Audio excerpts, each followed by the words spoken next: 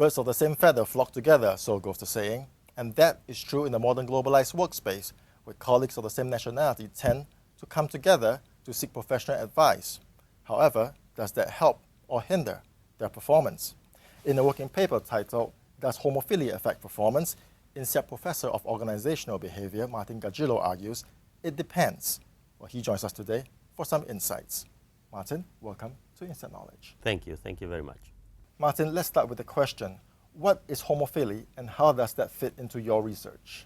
Homophily is a very common sociological concept, although I don't think it is so commonly used in the business school parlance. It comes from a paper back in the 50s, actually, by one of the big sociologists of the 20th century, Robert Merton and Paul Lasserfeld at Columbia. And that basically they observe that similar people tend to build relationships much more often than dissimilar people. And that's why, it links to this proverb, birds of a feather flock together. You chose nationality as the basis of homophily. How does that hinder or help the subjects that you study? Correct. I chose nationality because, true to INSEAD, our research tends to focus very much on multinational context. And so nationality becomes, and there is research showing that this is true, also a very salient characteristic. If you are new, you're hiring an investment bank or a consulting firm, and,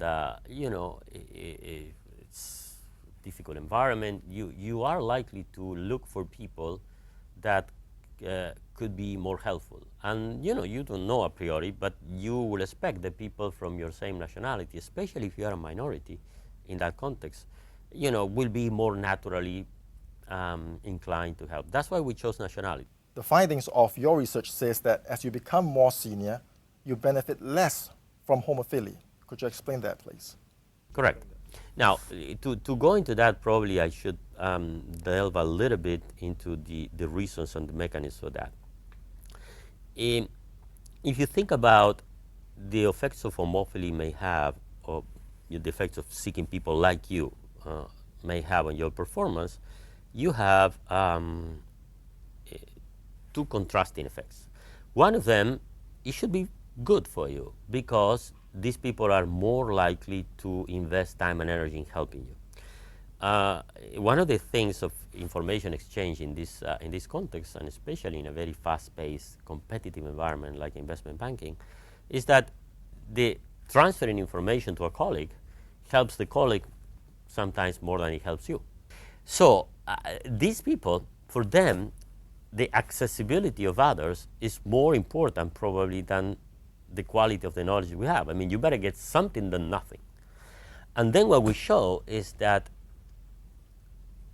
being homophilous help them to succeed in the first stages in their career. But once you have gone through your first promotion, now you're a player. We have hopes that you may continue to become like a managing director, partner, depending on the particular system. Now you don't, now we're taking you seriously. We don't need, or better yet, you don't need to go around relying on people like you anymore, because the other people will now say, well, wait a minute, this guy is going somewhere, or this lady is going somewhere, so we can do. As you become more senior and successful, how do you avoid being trapped in homophily, which made you successful in the first place? That's a very good question, because I think it's a part of a general theme in career management, which is things that help you a lot early stages of the career, in the early stages of your career, may actually become a disadvantage, a hindrance later on.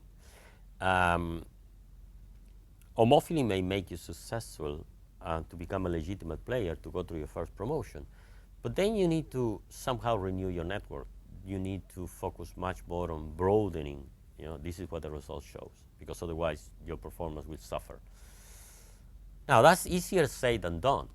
There are two reasons for which you may get trapped. Number one is that you just don't shed ties as these are mutual relationships, obligations.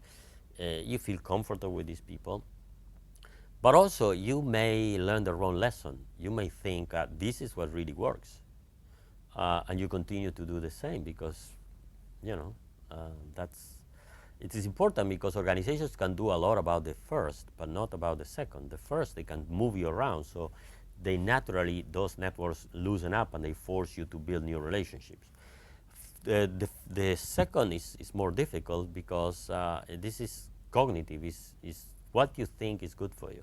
So I think one of the implications of this paper is that managers, and this is what I do most of my teaching, should actively manage their networks and realize that they are different networks for different stages of their career.